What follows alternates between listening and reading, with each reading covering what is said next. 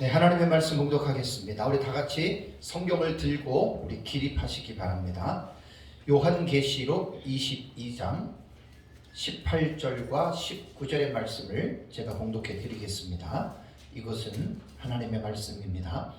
내가 이 두루마리의 예언의 말씀을 듣는 모든 사람에게 증언하노니 만일 누구든지 이것들 외에 더하면 하나님이 이 두루마리에 기록된 재앙들을 그에게 더하실 것이요 만일 누구든지 이 두루마리의 예언의 말씀에서 제하여 버리면 하나님이 이 두루마리에 기록된 생명나무와 및 거룩한 성의 참여함을 제하여 버리시리라. 아멘. 아멘. 네, 앉으시기 바랍니다. 제가 이제 최근에 저희 교회에서 성경 봉독을 할 때에 이제 성도님들 성경을 들고 이제 기립하게 합니다. 그 이유는 성경은 인간이 썼지만 이 말씀은 엄중한 하나님의 계시의 말씀이기 때문에 목사가 설교나 강의를 할 때에 이 하나님의 엄중한 말씀을 가르치고 해석하는 입장이기 때문에 그래서 이제 성경을 봉독할 때 좀 엄숙한 그러한 의미를 담기 위해서 이제 저는 성경을 봉독할 때는 이제 성경을 들고 일어나시라고 제가 부탁을 드립니다. 그래서 어쨌든 우리가 설교 시간, 강의 시간이 쓸데없는 세상 얘기를 하는 것이 아니라 하나님의 계시의 말씀을 우리가 해석해주고 전하는 입장이기 때문에 말씀을 들고 서는 사역자들은 정말 두렵고 떨림으로 설교나 강의에 임해야 됩니다. 그래서 저는 그 성경을 봉독할 때 제가 이제 기립을 이렇게 또 말씀을 제가 드리는 겁니다. 이제 요한계시록 22장 18절과 19절은 올 4월 달부터 이제 요한계시록 독법에 대한 강의가 이 본문을 계속 제가 읽었습니다. 여기에 대한 설명은 하지 않겠습니다. 왜냐하면 이것은 또 뭐 설명을 하면 또 이제 시간이 가기 때문에 전에 들었던 걸로 여러분들이 잘 이해하시고요. 제가 항상 그 강의를 할 때에는 지난달에 강의했던 내용을 제가 다시 한번 썸머리를 하죠. 썸머리를 하는데 지난달에 제가 11월 달에 강의했던 내용이 첫 번째 시간에는 신천지에 대해서 제가 여러분들에게 말씀을 드렸습니다. 그 한국교회가 요한계시록을 어떻게 생각하고 있을까? 이거 되게 참 중요한 내용인데요. 지금 한국교회의 신천지에 대한 이 부분은 우리 목사님들 뭐 대부분 다 아시겠지만 정말 이거 심각하게 생각하셔야 됩니다. 왜냐하면 신천지의 가장 큰 자랑거리가 요한계시록입니다. 이만희 총회장 자신 스스로가 자기만이 요한계시록을 해석할 수 있는 특권을 하나님으로부터 받았다. 그 근거가 요한계시록 5장의 이긴 자에 대한 비유를 듭니다. 우리가 들으면 참 웃기죠, 그죠? 그러니까 이제 이단이죠. 그거를 얼마나 자신 있게 전하고 있는지 신천지에 빠진 신도들은 절대적으로 그걸 믿고 있습니다. 참 보통 문제가 아닙니다. 그래서 지금 한국교회의 목회자들 대다수라고 해도 절대로 틀리지 않습니다. 근데 목숨 걸고 이건 내가 말을 합니다. 목사님들 대다수가 전천년이도 무천년이도 할 것 없이 요한계시록을 자기가 보고 있는 관점에서 뭐 창세기나 뭐 여호수아나 마태복음이나 이런 것들을 이해한 것처럼 자신 있게 가르치는 목사님들이 몇 분이나 되겠어요? 몇십만 명 중에 내가 몇 분 그러면 아주 특이하지만 물론 몇 사람은 넘겠지만 제가 이렇게 표현을 지금 하는 것입니다. 사실 요한계시록이 정말 어려운 그런 내용이죠. 어려운 내용이기 때문에 제가 이렇게 말씀을 드립니다. 지난주에 이제 저희 교회의 목사님들도 마찬가지지만 신천지 교인들이 항상 그 팜플렛을 놓고 가잖아요. 전단지를 놓고 가고 편지를 놓고 가는데 거기에 2장의 편지가 온 것을 제가 읽어봤습니다. 참 어떤 내용이냐면 그 사람은 자기가 신천지 신자만 들어도 자기도 거부 반응이 일어났던 사람인데 신천지에서 6개월 정도 공부를 해보니까 아니라는 거예요. 정말 신천지야말로 그 하나님의 말씀을 제대로 가르치는 그러면서 이제 자기의 경험담을 쓰면서 각 교회의 목사들에게 이제 신천지를 홍보하는 사람이 됐습니다. 그 내용은 이런 말입니다. 첫 번째 보면은 한국교회 오는 목회자 세미나에서 들었던 내용을 말을 합니다. 그 아마 타이틀이 이런 거였던 것 같아요. 한국교회 미래 이대로 좋은가?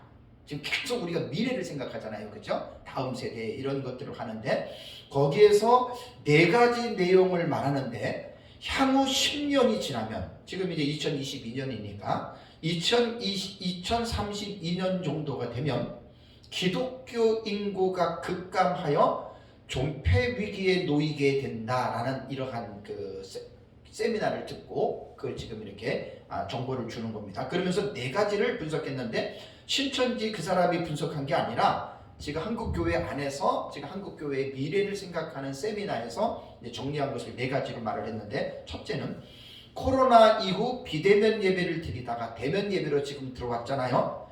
교회 출석 인원이 절반으로 감소했다. 이거는 지나친 비약입니다. 절반까지는 안 돼도 한 3분의 1 정도는 이제 타격을 받은 것은 사실이고 또 그리고 나서 이제 시간이 지나면서 회복은 되겠죠. 그러나 어느 정도까지 될지는 우리는 알 수 없지만 이렇게 얘기를 했고 두 번째는 중소형 교회들이 헌금이 들어오지 않으니 문을 닫고 실직한 목회자들이 늘어나고 있다는 것.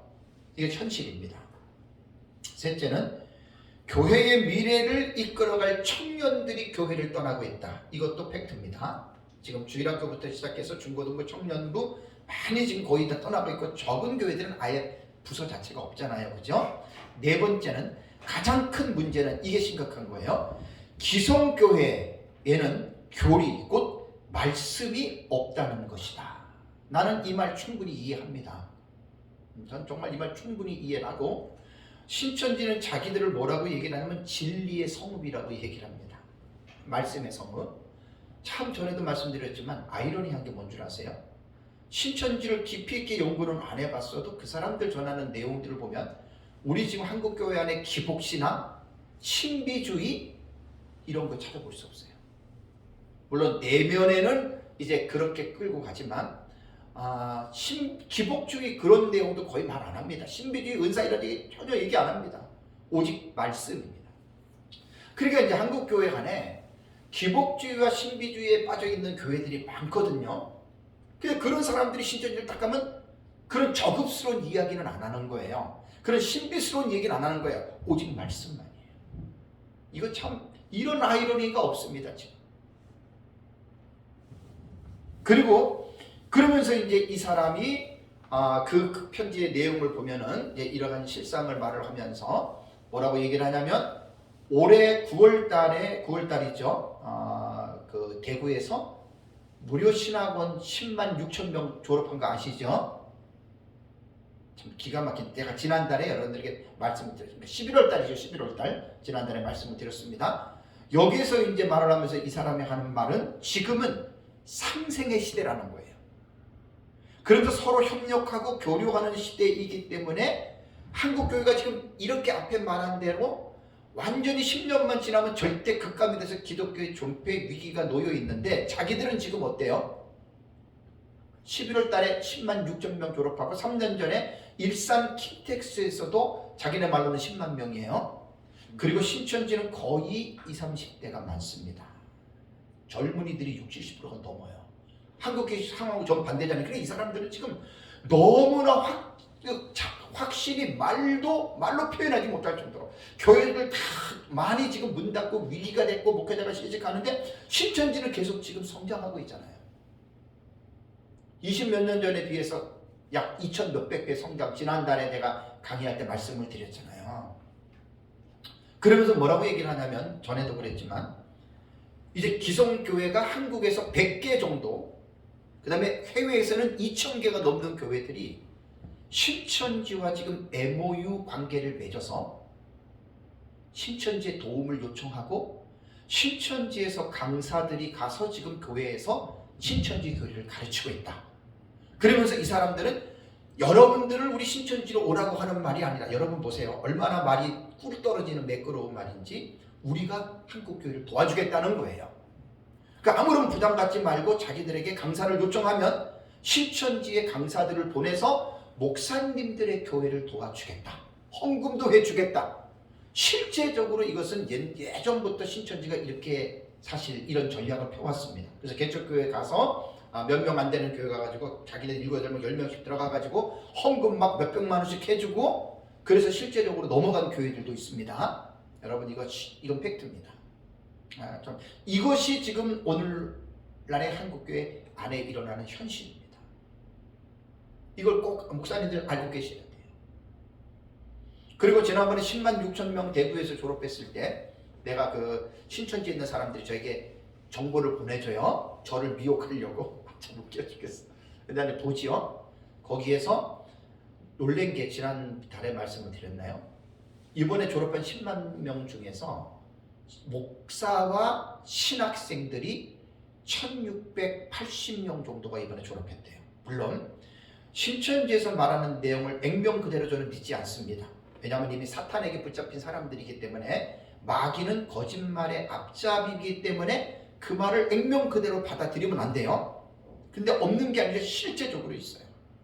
그러면서 이 사람들 인터뷰하는 내용을 내가 몇 사람을 봤거든요. 거기서 뭐라 하는 줄 아십니까? 자기는 신천지 오기 전에 요한계시록이 뭔지 전혀 몰랐대요. 근데 신천지 와서 요한계시록을 배우고 나니까 목사가 생애 처음으로 요한계시록이 어떠한 책인지 깨달았다. 흥분을 합니다. 흥분. 이거 사실입니다. 이거 팩트입니다. 제가 이제 여기서 지금 강의하면서 제가 목사님들한테 늘 말씀을 드리잖아요. 하나님 앞에서 양심의 손을 얹고 한번 생각해 보세요. 조금 전에 제가 말씀드린 것처럼 자, 전천년, 무천년, 세대주의도 간에 이단 빼놓고 목사님들이 요한계시록 하면은 창세기처럼 자신있게 천지창조, 그 다음에 아담 이후에 톨레도트, 그 다음에 노아, 그 다음에 홍수, 그 다음에 아브라함, 이삭, 야곱, 요셉, 그 다음에 애굽으로 내려가는 이렇게 요한계시록을 탁탁탁탁 자신있게 전천년, 무천년 괜찮아요. 이렇게 해가지고 정말 목사님들이 요한계시록을 성도들에게 이렇게 가르친 목사님들 얼마나 될 것 같아요? 하나님 앞에 양심의 손으로 한번 생각해 보세요. 몇 분이나 될 것 같아요? 어려워요. 무천년도 어렵고 전천년은 더 어려워요. 웬만큼 공부해서 자신있게 요한계시록을 1, 2, 3, 4, 5, 6, 7, 8, 22장까지 6장부터 19장까지 우리가 하면 한일에 해가지고 이거요. 정말 힘듭니다. 무천년식으로 가르쳐도 절대로 가르치는 게 쉽지 않거든요. 얼마나 되느냐 제 얘기는 그 말입니다. 그러면서도 목사님들이 이 위기를 의식을 못하는 거예요. 저는 왜 그런지 다 알고 있어요. 여러분들 우리 다 알고 있잖아요. 마지막 때는 그럴 수밖에 없죠. 엉뚱한 데에 목사님들이 빠지게 만드는 거예요. 엉뚱한 데. 왜? 마지막 때라는 말이 뭐지요? 엔타임은 뭐지요? 예수님의 재림의 때라는 말이에요. 그래가지고 이제 이단과 사이비들은 재림에 딱 타겟을 맞춰놓고 완전히 또 미래에 빠지는 이단들이 많잖아요. 시한부 종말론 사이비의 이단들은 다 그렇게 빠지는 거예요. 예수님의 재림이 분명히 있고 가까워지지만 우리는 그 미래의 목을 매면은 안 되는 거예요. 제가 우리 역사적 전천년의 단점 중에 하나가 미래주의 해석을 우리는 택하기 때문에 지나친 미래에만 관심을 갖고 미래에 붙잡히면 오늘이라고 하는 현실을 등한히 하게 되는 거예요. 이건 잘못 배우는 거예요. 그러니까 이런 것들이 어떤 균형 감각 없이 그냥 전천년의 미래주의를 빠지는 사람들은 현실을 막 등한시하고 미래로 끌고 가니까 그게 잘못되는 거고. 또 이제 뭐 상징으로 푸는 무천년 같은 경우는 뭐 그런 거 뭐 정말 예수님 오기는 오는데 뭐 그거 뭐 대환란 이런 거 없다 이런 식으로 또 얘기를 해가지고 사람들의 마음을 또 이렇게 위안을 주는 스타일들이 많아요. 그래서 이제 한국의 종말론 사상에 대해서 제가 여러분들에게 지난달에 말씀을 드릴 때 처음에는 한 40년 가까이 돼가잖아요. 그죠? 그때는 세대주의 종말론이 전 세계를 지배하고 있을 때입니다. 19세기 존 넬슨 다비에 의해서 세대주의 종말론이 태동이 되고 19세기 중엽부터 특히 말대에는 미국이라고 하는 전역에 완전히 세대주의 종말론이 뿌리를 내리고 전 세계가 이러한 세대주의 종말론의 흐름에 그러니까 이제 한국의 이제 선교사님들이 올 때에도 대부분 이제 그런 세대주의 종말론의 사상을 가지고 들어왔고, 그래서 이제 한국교회가 세대주의 종말론으로 어쩔 수 없이 시작을 했다가 박형룡 박사님과 박유선 박사님에 의해서 위험스러운 세대주의 종말론에 대한 부분들을 어느 정도 가지를 치고 역사적 전천년으로 이제 한국교회가 이제 이렇게 넘어왔죠. 그러다가 이제 한 40년 전부터 이제 외국에서 공부하고 오신 교수님들 중에 대표적인 사람이 누구냐면 총신의 그 서초롱 박사님이 화란신학을 공부를 했습니다. 이게 완전 무천년이죠. 그런 것을 준비해서 이제 총신에서부터 무천년이 시작이 된 거예요. 박유선 박사님이 이제 그 나라를 무릎 돼서. 그리고 이제 지금은 거의 이제 젊은 세대들, 젊은 신학자들은 거의 이제 무천년을 추종하게 되어 있는 게 오늘날 한국의 현실입니다. 그래서 제가 한국교회 종말론에 대한 조언에 대해서 말씀을 드릴 때 하나만 공부하지 말고 다 배우자. 이걸 제가 이제 마지막 조언으로 이제 말씀을 드렸습니다. 그러고 나서 제가 이제 올 4월부터 우리가 대면 예배, 우리도 코로나 때문에 1년 6개월 정도 쉬었어요. 그리고 이제 4월부터 이제 대면 예배를 한 달에 한 번씩 지금 꾸준히 하고 있는데, 올 4월부터 시작한 대면 강의가 제가 요한계시록 독법에 대한 설교를 했잖아요. 이거 참 하나님의 은혜 같아요. 요한계시록을 어떻게 읽을까 혹은 읽어야 하나, 이게 요한계시록 독법입니다. 요한계시록 어렵습니다. 요한계시록 쉬워. 그 사람은 참 모르는 사람이고, 요한계시록은 어렵습니다. 그럼 왜 어렵습니까? 이유가 있을 거 아니에요, 그죠? 그 이유를 알면 반대로 배울 수 있는 길이 열리는 거예요. 그래서 제가 요한계시록 독법은 올해 들어서 하나님이 제게 주신 나는 복이라고 생각합니다. 이것은 뭐냐면 저 혼자만 깨달으려고 한 게 아니라 이 사역자들은 깨달은 것 자체가 나만 소유하라고 준 게 아니라 나눠주라고 준 거예요. 나눠주라고 준 거예요. 그래서 이제 4월부터 지지난달 10월 달까지 22강좌를 제가 요한계시록 독법에 대해서 제가 강의를 했습니다. 이제 올 2월 달에 제가 이제 고신 KPM 서남아시아 선교사님들 거기 이제 지역장님의 강의 좀 요청을 받고 이제 무슨 유튜브 말고 줌으로 제가 이제 처음 저도 강의를 해봤거든요. 그때 딱 90분 강의예요. 90분 강의가 이제 약 30시간으로 이제 늘어난 거예요. 아주 세부적으로. 그게 이제 책으로 이제 나옵니다. 책으로. 근데 아직 원고는 다 되어 있는데 제가 아직 집필을 못해요. 앱에서 주의 설교에 지금 부담이 너무 많아가지고 빨리 이제 어느 정도 된 다음에 이제 내년부터는 이제 원고를 정리해서 이제 그 책을 좀 제가 내야 되는데, 그래서 이제 요한계시록 독법을 22강좌 시간으로는 약 30시간 가까이 제가 이제 말씀을 드리면서 11월달 지난달에는 제가 뭘 얘기를 했냐면, 자 그렇다면 서론적으로 제가 이제 요한계시록 독법을 자 보세요. 묵시문학적으로 요한계시록을 먼저 이해해야 됩니다. 두 번째는 해석학적인 구조에서 텍스트를 읽는 것과 그 다음에 사건을 읽는 것과 그 다음에 단락을 해석하는 데에 이것이 어떻게 되느냐 말씀드렸잖아요. 그죠? 사건은 뭐예요? 과거가 있고 역사주의가 있고 미래주의가 있고 그 다음에 이상주의가 있고 그 다음에 절충주의가 있어요. 이거는 제 개인의 단독적으로 하는 게 아니라 2000년 기독교 교회의 역사를 통해서 교회가 어떻게 요한계시록을 읽어왔느냐, 그걸 객관적으로 제가 지금 강의를 한 거예요. 그럼 사건이 요한계시록에 기록된 사건이 대체적으로요 6장부터 논해야 돼요. 1, 2, 3, 4, 5장은 논쟁할 필요가 없어요. 그 내용이 거의 정해진 거기 때문에 6장 이후부터 기록된 사건이 과거에 이루어진 사건이냐, 아니면 교회사 역사 시대에 일어나는 거냐, 아니면 미래에 일어날 것이냐, 아니면 그런 특정한 사건이 아닌 어떤 상징적으로 볼 것이냐, 아니면 절충주의는 이 네 개를 종합해서 볼 것이냐. 이게 2000년 동안의 사건을 읽어오는 하나의 방식이었어요. 저마다 어느 거 하나를 선택해서 내 것만 옳다고들 그러잖아요, 지금. 그러니까 연합이 안 되는 거예요. 그래서 제가 다 배우자고 하는 건 이런 거고, 단락의 해석법도 6가지 제가 설명을 했잖아요. 이건 되게 많아요. 근데 대체적으로 이것만 알면 돼요. 점진적 해석법하고 반복적 해석법하고 전진하는 반복법의 해석하고, 그 다음에 네 번째는 교차대꾸법으로 키아진 구조예요.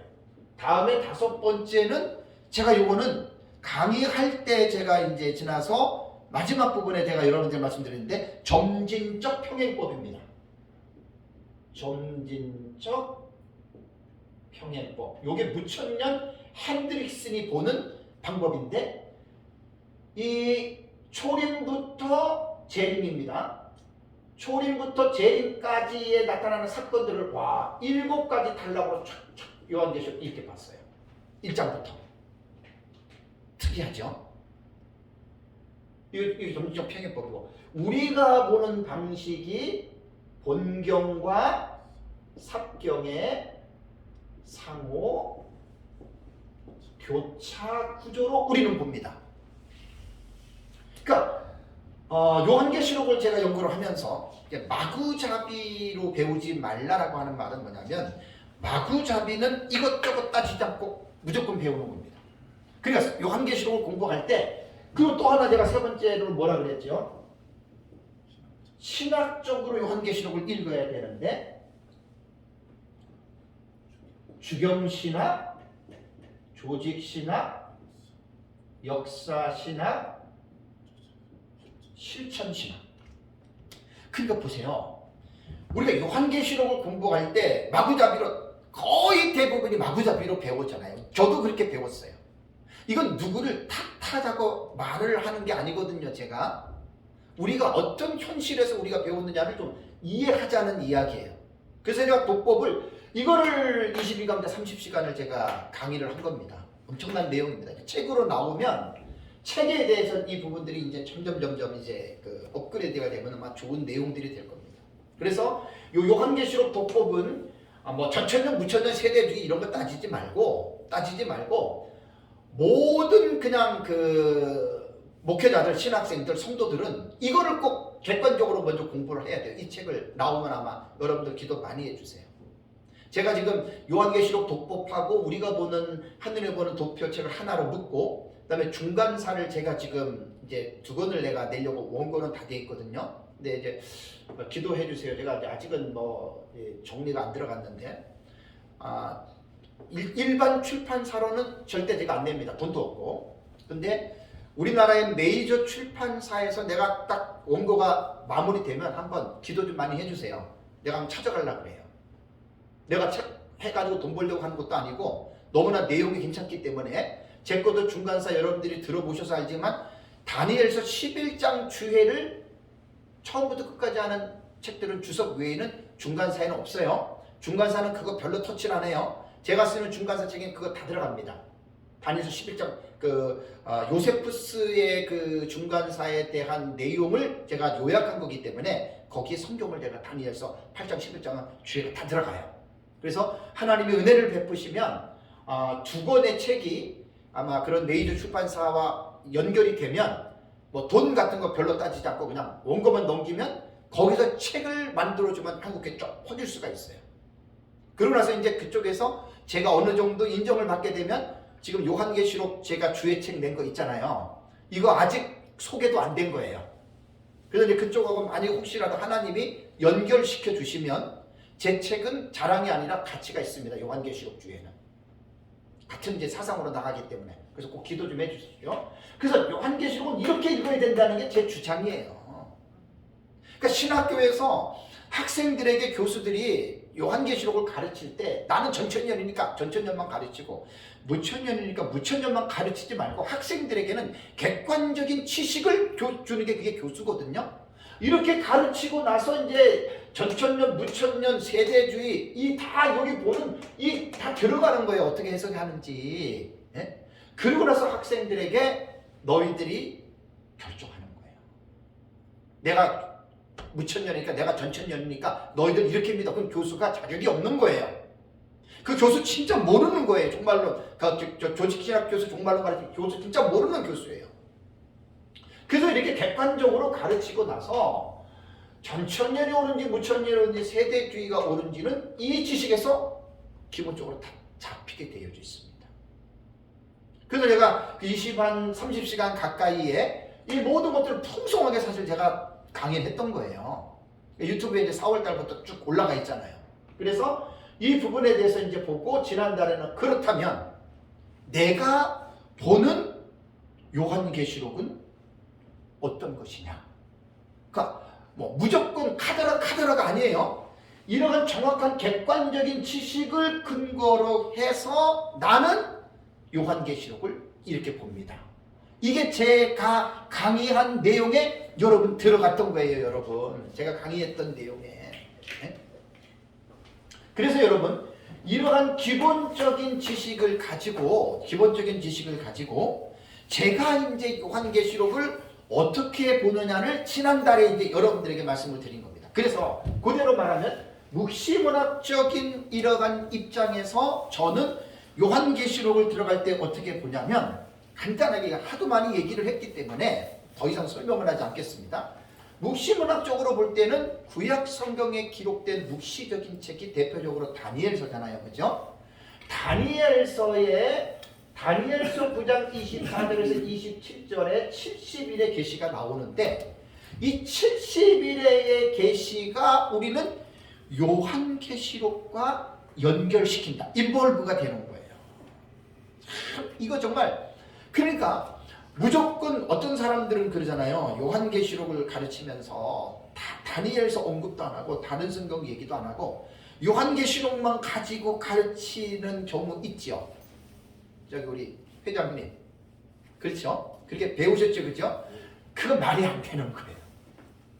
그 진짜 말이 안 되는 거예요. 제가 9년 전에 여기 와서 가르치기 전에 어떤 그 대학원 원장님이 여기서 종말론 가르쳤다며, 그죠? 우리谢순남 목사님하고 우리 회장님은 들으셨잖아요, 그죠? 그때 내가 깜짝 놀란 게 다니엘서 얘기 안 했다 그랬죠? 그냥 요한계시록만 갖고 했다 그랬죠? 아니에요. 그건 진짜 여러분 아니라는 거예요. 그래서 이제 제가 이제 보고 있는 요한계시록은 계속 앞으로 말합니다. 신학적 기초가 뭐냐? 여러분 이거 말씀하셔야 돼요. 여러분 성경요 무조건 읽는다고 깨달아지는 게 아닙니다. 신학적 체계가 있어야 됩니다. 기초가 있어야 됩니다. 이거 없이 무조건 성경을 읽으면 100% 이단이 됩니다. 이단들이 다 원래 그래서 이단이 되는 거예요. 그래서 신학적 입장이 그렇게 중요한 거예요. 그래서 이제 묵시문학적 입장으로 볼 때는 우리는 다니엘서 9장 24절 27절에 70일의 계시가 너무나 중요해요. 왜냐하면 신약 성경은요 구약 성경이 없이는 신약 성경 가치 없습니다. 여러분 자, 구약이 없는데 신약 성경 하나만 딸랑 들어놓고 하나님의 말씀이다 이거 말하기 어려워요. 구약 성경도 신약 성경이 없으면 완성된 성경이 아닙니다. 이번 주 저희가 설교할 때, 지난주군요. 그 이제 이야기를 했는데 이건 지금 되게 중요한 겁니다. 그래서 이제 요한계시록을 공부할 때는 반드시 창세기부터 연습이 되어져야 돼요. 그래서 제가 이제 성경을 연구를 하면서 그래서 요한계시록이 제일 어려운 거예요, 성경에서. 왜냐하면 성경 전체와 연관성을 갖기 때문에.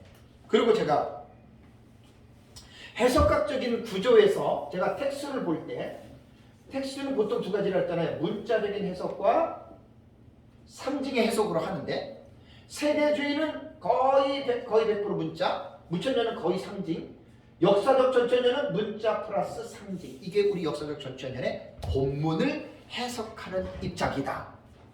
다시 말씀드리면 마구잡이로 배운 사람들은 이런 지식이 없어요. 그냥 무조건 첫째 인은 뭐고 붉은 말은 뭐고 검은 말은 뭐고 14만 4천은 뭐고 무조건 이렇게 이야기를 하죠. 그럼 여러분 지식을 어느 정도 가지고 있는 분들은 이렇게 생각해야 됩니다. 왜 갑자기 흰 말에서 14만 4천 왜 나와? 연관성이 있어야 된다는 거예요. 하나님이 사도 요한에게 첫째 인을 떼고 둘째 인, 셋째 인, 넷째 인, 여섯째 인을 뗄 때 각 사건들이 나오잖아요. 그죠? 그 사건들이 갑자기 툭 튀어나왔지만 과연 그것을 그렇게 되면 어떻게 여러분 그것이 해석을 할 수가 있겠습니까? 그래서 성경의 전체적인 맥락을 무시하면 안 된다는 이야기예요. 그리고 사건이 나올 때에는 계시록 1장부터 22장까지 61가지 사건이 나옵니다. 이건 제 기준입니다. 제 연구한 기준입니다. 6장부터 22장까지는 51가지 사건이 나오고 6장부터 19장까지는 44가지 사건이 나옵니다. 사건화가 되는 거예요. 제 책에 하나의 도표에 그려져 있잖아요. 그러면 이 사건이 그냥 이런 기준 없이 막 그냥 자기 마음에 맞는 대로 마구잡이로 배운 사람들 그렇게 해석하는 거예요. 막 인이 첫째 인. 그래서 지난번에 말씀을 드렸잖아요. 제가 작년에 한 200명, 300명 되는 목회자들 커뮤니티에 단톡방에 들어갔는데 백신이 딱 나오니까 작년에 지금 넷째 인이 띄워졌다는 거예요. 넷째 인이 띄워져서 지금 백신으로 지금 백신이 넷째 인이고 백신을 맞아서 사람들이 지옥 가고 백신을 맞아서 지금 백신 속에 있는 더 나가서 막 빌 게이츠부터 시작해가지고 신세계 질서까지 집어넣어가지고 이게 극단적 세대주의에 빠진 사람들이거든요. 그런데 단톡방에 지금 넷째 인이 띄워지고 있는 지금 진행이라는 거예요. 내가 그 말씀드렸잖아요. 그러니까 이러한 지식의 기본적인 지식의 기초를 두지 않고 요한계시록을 읽으면 해괴망측한 그냥 내용이 될 수가 있다는 이야기입니다. 그래서 우리는 사건을 이해할 때는 우리는 미래주의적으로 우리는 사건을 해석을 하는데 미래주의도 온건한 미래주의가 있고 철저한 미래주의가 있다는 거 이거 잘 구분하셔야 돼요. 온건한 이제 극단입니다. 온건한 미래주의는 이 온건함과 극단이에요. 극단적 미래주의입니다. 온건한 미래주의는 역사적 전천년이고 극단적 미래주의는 세대주의 전천년을 말합니다. 여기에서 온건한 하고 미래주의에서 여기서도 제가 두 가지로 갈랐습니다. 여기에서 보면은 온건한 미래주의 전천년에서 두 가지로 갈라지는 거 여러분 아셔야 돼요. 뭐냐면 역사주의적으로 넓게 해석하는 전천년이 있고 철저한 미래주의로 해석하는 그룹이 있습니다.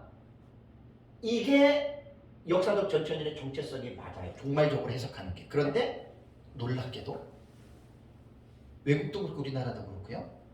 역사적 전천년주의자들이 지금 어디에 치우쳐 있냐면 여기에 치우쳐 있어요. 그러니까 요한계시록 6장 이후를 신약시대 전체로 보는 거예요. 박윤선 박사님 대표적인 예입니다. 그러니까 우리하고는 안 맞잖아요. 같은 전천년이라도 넓은 전천년이 있고 좁은 전천년. 그래서 이제 이 대부분 지금 역사주의가 이게 어디에서 영향을 받은 줄 아세요? 이 해석에서 온 거예요. 절충주의, 종합적 해석법을 따르는 거예요. 제가 이거 강의할 때 다 말씀을 드렸잖아요. 절충주의의 장점이 있고 단점이 있어요. 장점은 뭐냐면 옛날처럼 하나 갖고 싸우지를 않아요. 우기질 않으니까 싸움은 없어. 단점이 뭐죠? 하나의 뚜렷한 정체성이 없는 거예요. 이게 참 여러분 이제 문제가 될 수가 있습니다.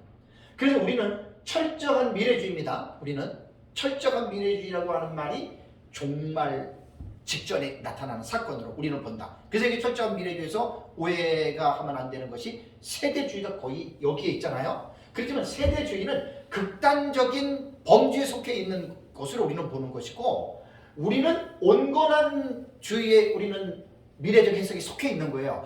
이거를 지금 솔직한 얘기로 전천년을 따르는 목사님들이 이거 구분을 지금 못하는 거예요. 여기서. 그래서 세대주의, 극단적인 세대주의인데도 그 사람이 뭐라고 얘기를 하는 줄 아세요? 내 방송에서 세 사람 봤어요. 완전히 저 사람은 세대주의인데 전천년이래. 자기는 역사적 전천년주의래. 아이 참 아니거든요. 진짜 아니거든요. 이단들도 역사적 전천년 그래요. 지금 세대주의 하도 무천년인데 두드러 맞으니까 이단들도 전천년이래. 그럼 전천년 그러면 조금 덜하니까 아닙니다.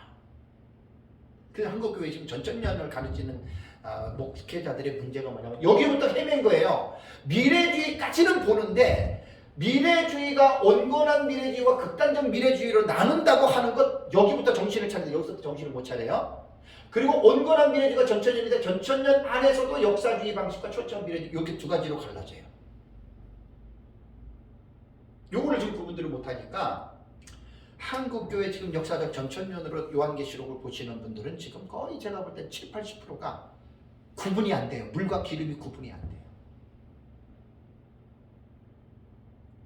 제가 수도 없이 이 목사님 말씀에 강의할 때 얘기했잖아요. 그죠? 이게 너무 지금 심각한 거예요. 그런데 심각성에 대해서 인식들이 없어요. 왜?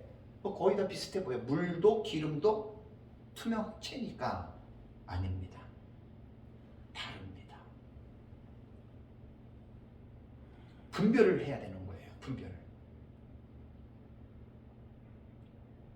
그래서 극단적인 이 미래주의가 세대주의의 방식인데 여기서 잘 이 부분들을 이제 구분하지 않으면 우리가 말하기가 힘들어요. 그 다음에 이제 단락의 구조법 있잖아요. 단락.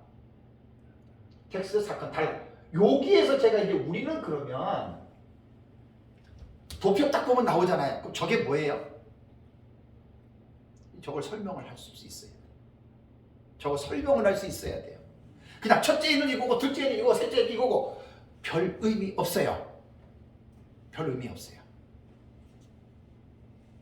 호기심 많고 궁금한 사람 많으면 저거 딱 손들고 질문하면 공부 안 하면 답변 못해요. 그냥 이건 이거고 이건 이거고 그냥 믿어 이렇게만 얘기하는데 아닙니다.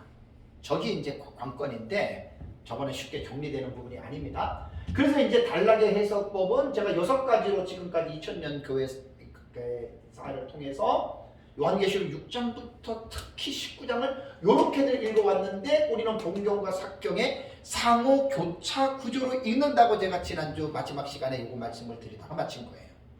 자, 왜 자꾸만 제가 전달에 했던 거를 자꾸만 반복하는 줄 아십니까? 여러분 중요한 것은요.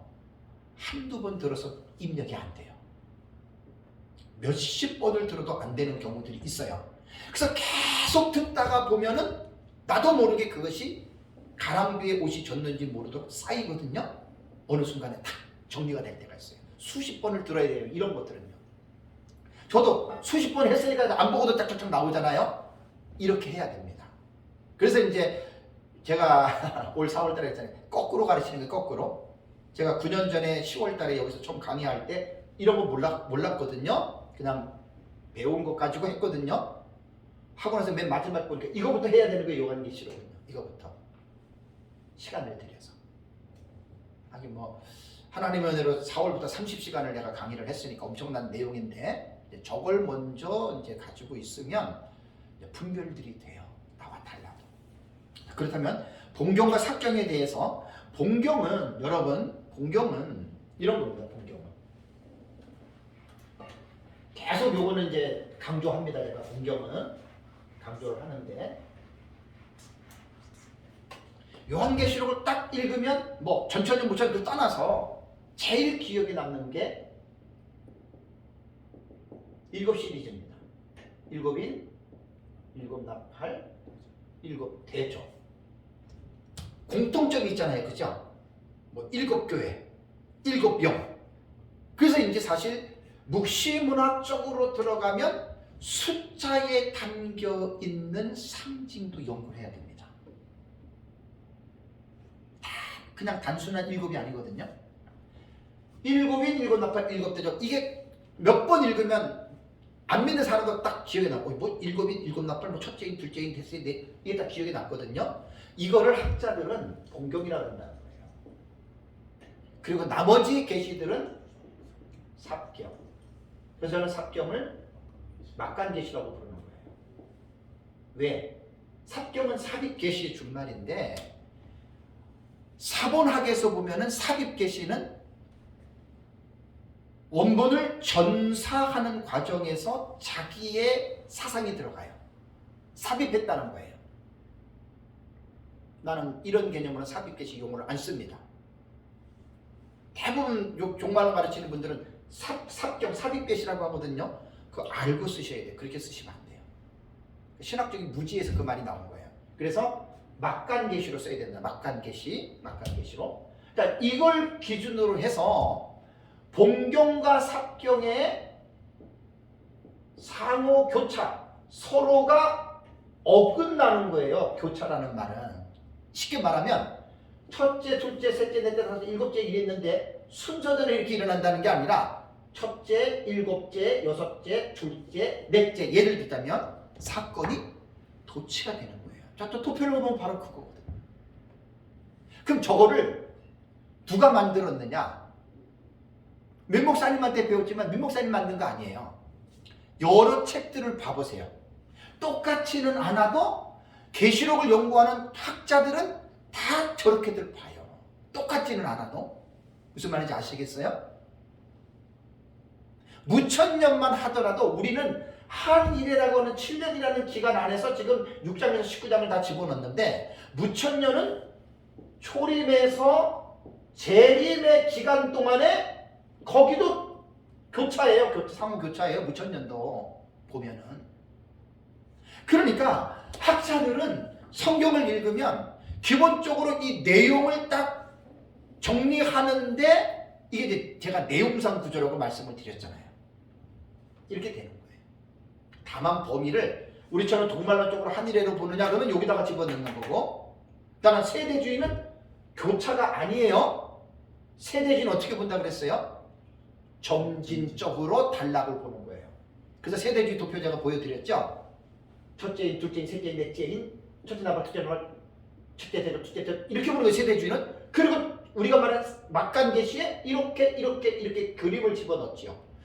그러니까 세대주의가 우리처럼 철저한 미래주의로 6장과 19장을 한일의 7년으로 봐도 그거는 같아도 실제적으로 내용을 들어가면 어때요? 전혀 달라요. 그 전천년을 배우는 사람들이 이러한 기본적인 지식이 없으니까 뭐 비슷해, 세대주의하고 비슷해, 뭐 같아, 요건 조금 다르네, 요 정도인데 아닙니다. 다릅니다. 그래서 이런 기본적인 지식들이 있어야 그런 것들을 이렇게 잡아낼 수가 있다라고 하는 말이에요. 그래서 제가 지난달 마지막 시간 기억나세요? 제 책에 보면은 몇 페이지에 나면 143페이지에 나옵니다. 그 본경과 막간계시 도표 있죠, 그죠? 네, 요거 꼭 기억해. 이건 다 알고 계셔야 돼요. 본경 뭐 다 알고 계시겠죠? 본경 해가지고 6장 1절에서 그 17절인가 8절인가요? 6장 전체가 본경이 되고, 막간계시는 여기 오면 7장 1절에서 이제 19절까지 7장 전체가 제일 막간계시고, 그 다음에 본경은 8장 1절에서 2절까지가 되죠. 그죠? 그 다음에 이제 막간계시가 어떻게 되냐면 8장 3절에서 5절까지. 그래서 본경은 제1본경, 제2본경, 막간은 제1막간, 제2막간 쭉 이렇게 나가는 거예요. 그래서 제 책에 43페이지 보면 아주 한눈에 보기 쉽게끔 쫙 정리를 해놨잖아요. 이걸 먼저 여러분들이 읽고 있으셔야 돼. 머릿속에 갖고 계셔야 돼요. 그래야지 이제 요한 이게 뭐냐면 구조를 보는 거예요. 제가 요즘에 이제 저희 교회 에베소 설교를 하는데 대부분 보면은 성경을 볼 때 개론이라고 그러잖아요. 개론에 대해서 이렇게 설명해 주시는 분들이 많지 않아요. 그냥 에베소서 1장 1절 딱 들어가요. 근데 그렇게 하면 안 돼요. 제가 에베소 강의 첫 시간을 보면은 에베소서는 어떤 책인가라고 개론에 대가 다 설명을 해놨어요. 자, 숲을 볼 때 갑자기 숲속에 들어가가지고 뭐가 있나 이렇게 보면은 헷갈려요. 그죠? 멀리서 내가 들어가려고 하는 숲 전체를 한번 보는 거예요. 보면은 예를 들면 소나무가 있는 군락들이 있는 데도 있고, 그죠? 어떤 데는 그냥 바위가 막 이렇게 보이는 게 있고, 어떤 데는 막 폭포가 이렇게 멀리서 보면 보이잖아요. 그죠? 이게 뭐냐면 거시적인 방법이에요. 어떤 성경이든지 간에 그 성경을 공부할 때에는 거시적인 방법에서 에베소서 1장부터 6장까지를 전체적으로 관망을 해야 됩니다. 이게 거시적 방법이에요. 그 다음에 이제 이게 1장, 2장, 3장이 이렇게 구성이 되어 있구나라고 알면은 1장으로 들어가는 게 이제 미시적 방법이에요. 자세하게. 요한계시록도 똑같은 거예요. 이런 거시적인 방법과 미시적인 방법을 모르고 마구잡이로 배운 사람들은 그냥 무조건 첫째 일이 뭐고 둘째 일이 뭐고 막 14만 4천이 뭐고 막 안 맞으면 싸우고 이러잖아요. 이건 정말 아이들 말할 때는 창피한 거예요. 정말 무식이 담대하다고 그렇게 하면 안 돼요. 하나님은 어지러움의 하나님이 아니고 질서의 하나님인데 성경을 어지럽게 깨달으라고 준 게 아니잖아요. 그래서 여러분 성경은 그렇게 간단하게 단순하게 읽고 해석되는 책이 아닙니다. 묵시적인 책들은 기도 많이 한다고 깨닫는다. 그것도 100% 이단들입니다. 아닙니다. 우리 교회에서 제가 설교한 게 있는데 다니엘서 11장에 보면 보라 바사에서 새 왕이 일어나리니 그랬잖아요. 그죠? 그러니까 하나님의 직통 계시를 받는 사람들 유튜브에 떠가지고 봤더니 그 새 왕이 누구냐? 세 번째 왕은 푸틴을 얘기해. 푸틴. 두 번째 왕은 누구? 하나님이 직접 말씀하셨대. 참 거기에 아멘 하는 사람들이 몇천 명이에요. 진짜 참 기가 막히고 중간사를 모르고 어떻게 여러분 11장을 풀겠어요. 다니엘서를. 참 너무 우리 교회에서 설교할 때 그러다 얘기를 해줬어요. 여러분 성경은 물론 기도하면 성령이 감동으로 깨닫는데 모든 것 다 깨닫게 해주는 게 아니에요. 성령님이.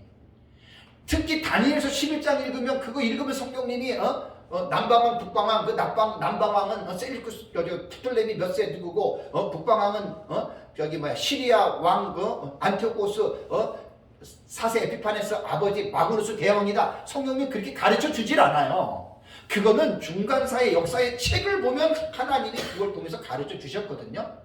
그러니까 그런 공부하지 않고 무조건 기도하면 하나님 말씀하신다라고 하는 이것이 만든 병폐입니다. 제가 기도하는 거 부정하거나 하나님의 성령이 감동을 준 거 부정하는 사람 아니에요.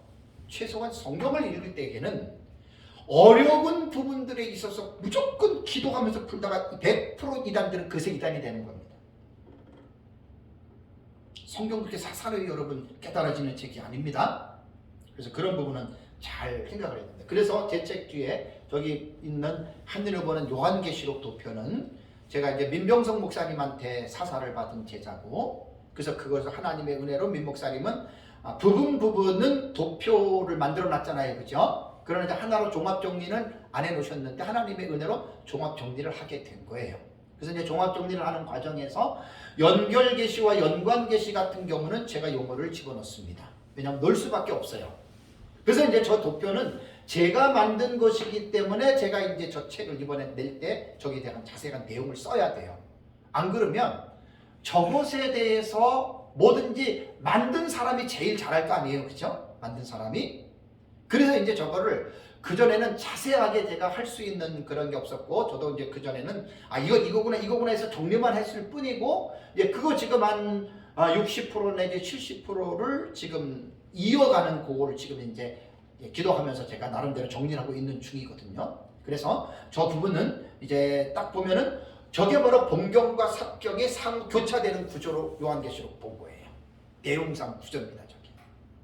그래서 요한계시록을 제가 이제 이렇게 하면서 강의했던 강의안을 제가 한번 쭉 훑어보니까 7월 달과 8월 달에도 제가 형식상 구조와 내용상 구조에 대해서는 계속 제가 언급을 했던 내용입니다. 언급을 했던 내용이에요. 왜냐하면 그만큼 이런 부분들이 여러분 중요하기 때문에 요한계시록을 우리가 이해를 하려면 아까 조금 전에 제가 이제 말씀드린 대로 묵시문학적으로 해석학적인 구조로 신학적인 구조로 요한계시록을 읽어야 되는데 이게 이제 평생을 가도 이제 못할 일이지만 윤곽을 잡은 거예요. 여기에서 이제 요한계시록을 좀 더 우리가 구체적으로 자세하게 공부를 하려면 제가 두 가지 방법을 말씀을 드렸잖아요. 형식상 구조와 요건 앞에 말씀 독법 외에 새롭게 추가하는 내용이에요.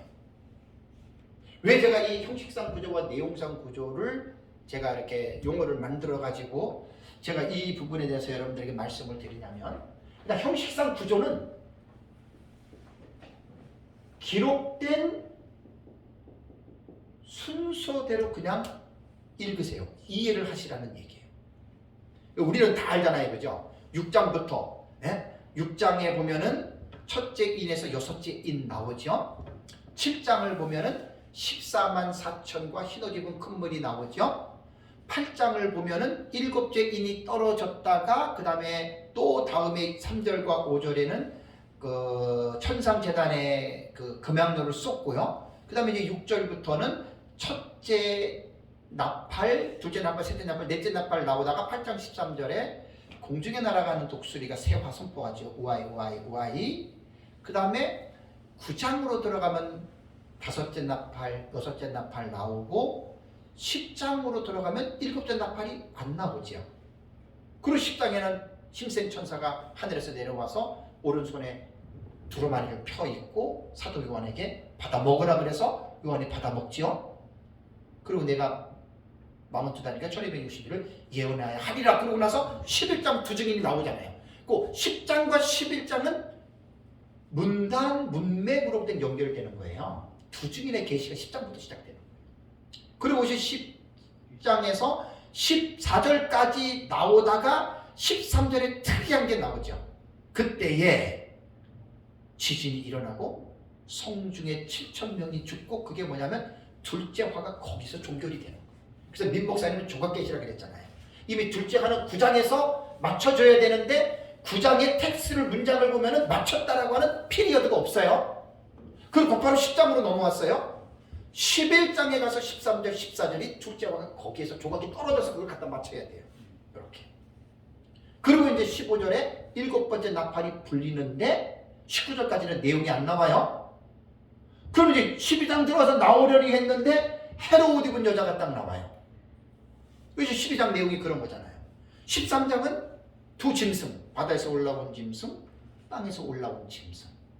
14장은 14만 4천, 10장에 있던 14만 4천이 하늘의 시온산에 올라가서 어린 양과 함께 서서 찬양하는 내용이 나오죠. 그죠? 그러고 나서 이제 14장에 공중에 날아가는 새 천사가 이제 예언의 메시지를 전하고, 그 다음에 이제 두 가지 사건 나오죠. 예리한 낯으로 익은 곡식을 추수하고, 그 다음에 이제 익은 포도주를 발로 밟는 사건. 그게 14장에 나와요.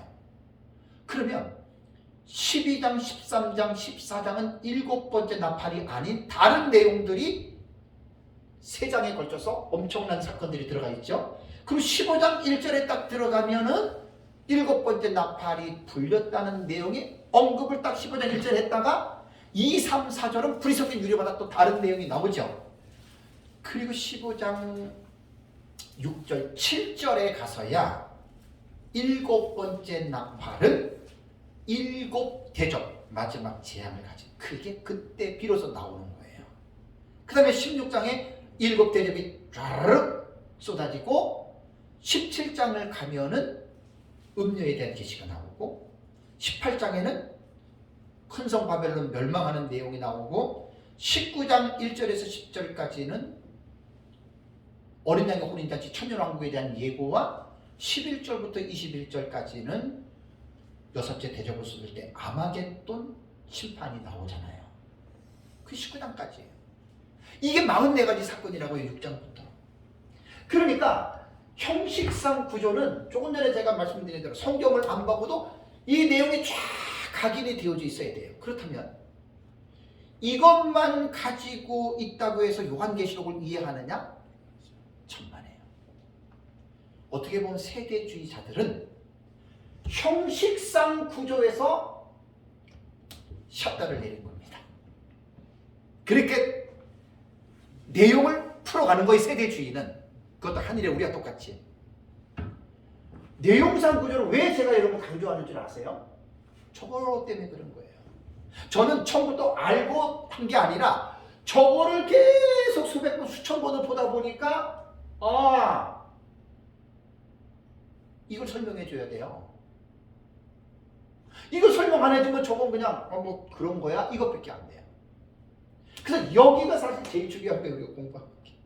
이게 지금 제일 중요한 거예요. 내용상 구조가 보면 다르거든요. 형식상 구조에서 딱 끝내면 안 됩니다. 세대주의 여기서 끝냈어요. 그대로 점진적으로 일어난다고 그랬어요.